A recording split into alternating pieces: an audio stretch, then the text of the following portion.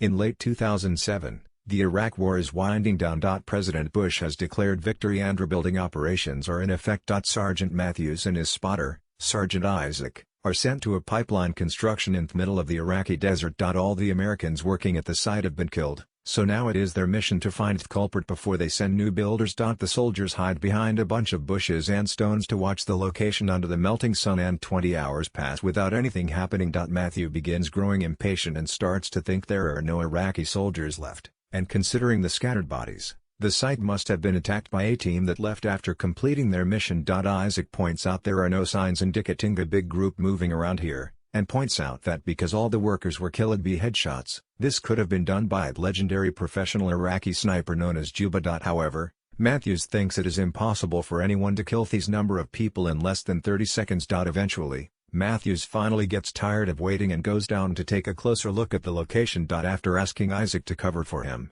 Isaac explains his scope is becoming unclear and Matthews teases him for not changing it sooner. But this one is important for Isaac because it used to belong to a fallen comrade. Then Matthews goes from body to body looking for clues and begins believing Isaac's theory. When he confirms everyone died from precise headshots, he goes to the middle of the city to figure out the possible direction of the shots, while Isaac begs him to retreat. But suddenly a shot is heard and Matthews falls to the ground, suffering great pain in his abdomen. Desperate to help his friend, Isaac runs down on a zigzag path to avoid any incoming bullets. But when he is about to reach Matthews, he gets shot in the leg. Isaac has no choice but to leave Matthews behind and run to hide behind a broken wall. Suffering but still alive, Matthews contacts Isaac and tells them to call the base and ask for backup. First though, Isaac notices his leg wound is awful, so he proceeds to tie a bolt around it to stop the bleeding. Then he grabs his radio bag and tries to contact the base, only to discover he has no signal because the sniper had shot the antenna. Suddenly,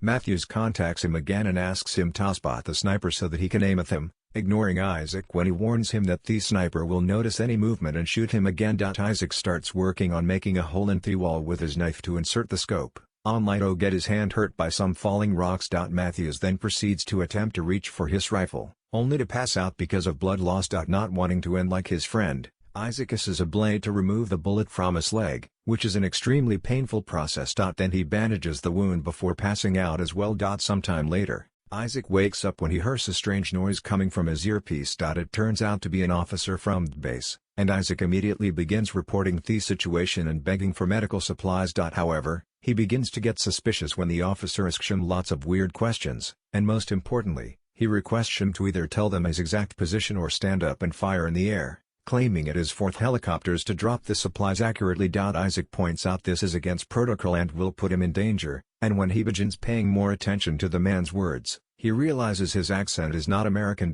This is Juba, the sniper who has hacked into the radio frequencies to try to set a trap. Isaac does not fall for it and calls him out, but instead of hanging up, Juba begins asking him questions, claiming he wants to know Isaac better. Isaac tries the radio again, but it is still not working. Juba insists on making his silly questions, and when Isaac refuses to chat back, Juba threatens with shooting Matthews again, which is risky because if there is a chance he is still alive. Isaac agrees to chat for a while and asks Juba to go first while he begins drawing a map off-site on the dirt to calculate the bullet trajectory and find the possible location of the sniper. Juba tells him he is just a regular Iraqi citizen that wants to save his country and asks Isaac to tell him about his family, but Isaac points out that is too personal. Then Isaac makes fun of Juba's reasoning, saying it is killing the people that are actually trying to develop the country by bringing schools, pipelines and infrastructures that will boost the local economy. This makes Juba laugh and he explains that the money made here will be sent back to the USA later. As time passes, Juba keeps asking questions,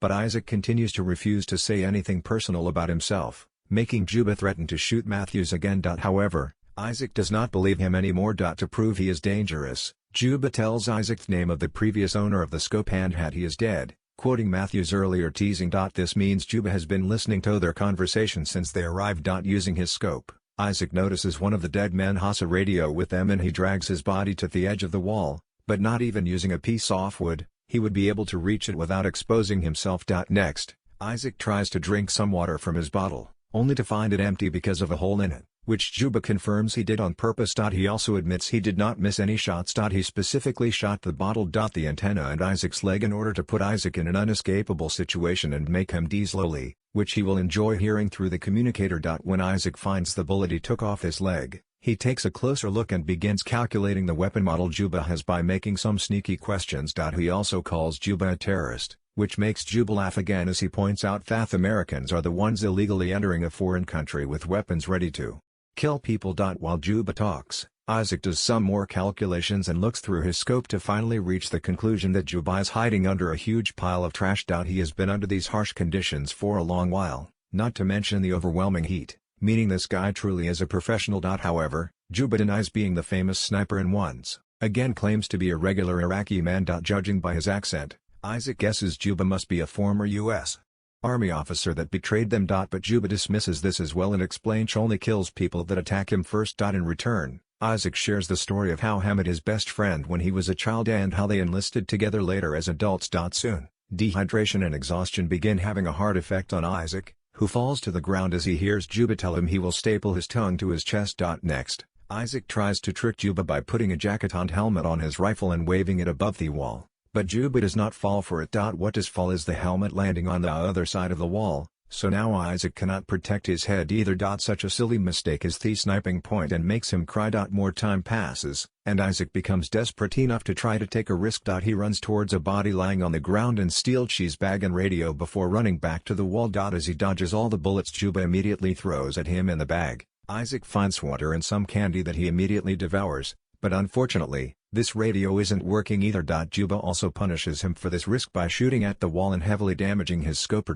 Suddenly, Isaac hears some disturbance coming from his earpiece and realizes it is Matthews, who is still alive. Isaac yells the location of the sniper at him, and Matthews immediately takes out a piece of metal to use in order to look at the pile of garbage. While Matthews moves extremely slowly to grab his rifle, Isaac keeps the sniper distracted by making small talk, and he learns that Juba used to be a teacher in Baghdad. When his students got killed during an American attack, he decided to get revenge. The wall Isaac is hiding behind is the ruins of said school. Then Juba asks Isaac while he keeps carrying damaged scope, but since Isaac refuses to answer, Juba threatens to shoot Matthews again. Desperate to save him, Isaac confesses that he keeps the scope in memory of his old friend who died because of a mistake Isaac made and he still feels guilty. In the meantime, Matthews places his rifle and blindly aims at the pile of trash, shooting at all the bullets he has as Isaac shoots as well to pretend the noise comes from him. When Matthews is about to reload his gun, Juba suddenly shoots him back, hitting him right on the shoulder. Isaac asks Matthews to crawl toward him to find safety behind the wall, but unfortunately, when Isaac goes close to the edge to help, Juba shoots Matthews in the head. Isaac has to watch him die and finally snaps right into a breakdown, saying he wants to go home. Juba informs Isaac that if he really wants to leave, then he will not shoot him, but Isaac is skeptical. Later, Juba asks Isaac why he is still here despite the war being already over. Isaac pauses for a moment before replying he is there because it was actually he who killed his old friend. It turns out he accidentally shot his previous sniper partner while trying to kill an enemy and Isaac has been lying to everyone, saying his friend had been killed by the bad guys. Suddenly, Isaac hears some noise coming out off radio and rushes to check the signal, being happy to hear conversations going on. However, his happiness is short-lived because while he can hear voices, he cannot send any messages because of the damage the radio took to Isaac's. Shocked. Juba joins the conversation he is hearing and Theman uses Isaac's name to ask for help. Isaac finally realizes that all this time Juba has been hacking into American communications, pretending to be a soldier, needing help to lure backup teams to Syria and kill them all easily. Thanks to the surprise factor, Isaac tries to interrupt the conversation to no avail. Sometime later, Isaac wakes up to the painful feeling of a crow pecking on his leg wound. Seeing as even the birds think he is already dead, Isaac decides to take a risk and retrieves Matthew's rifle using some rope and a stick. Then he aims it at the pile of trash. At that moment, helicopters arrive at the area and reveal Isaac's location without knowing this is a trap. Wanting to save the incoming soldiers, Isaac pushes the wall to make it crumble, creating a curtain of dust that makes it hard for Juba to get Isaac's location. Isaac begins shooting at the pile of trash without knowing if he has hit his target or not in order to find out. Isaac finally stands up from his position and he is shocked to notice Juba is noticing this chance to shoot back. This makes Isaac believe he has effectively killed Juba. Soon, the helicopters arrive and quickly carry Isaac away on a stretcher, immediately giving him medical attention. Isaac tries to tell them about Juba, but he cannot be heard because of noise from the helicopters taking off. Suddenly, Juba starts shooting at them, killing the medical soldiers one by one before hitting the pilot as well. The helicopter quickly goes down and crashes in the ground, instantly killing Isaac and allowing Juba to keep his word. Technically, Isaac had not been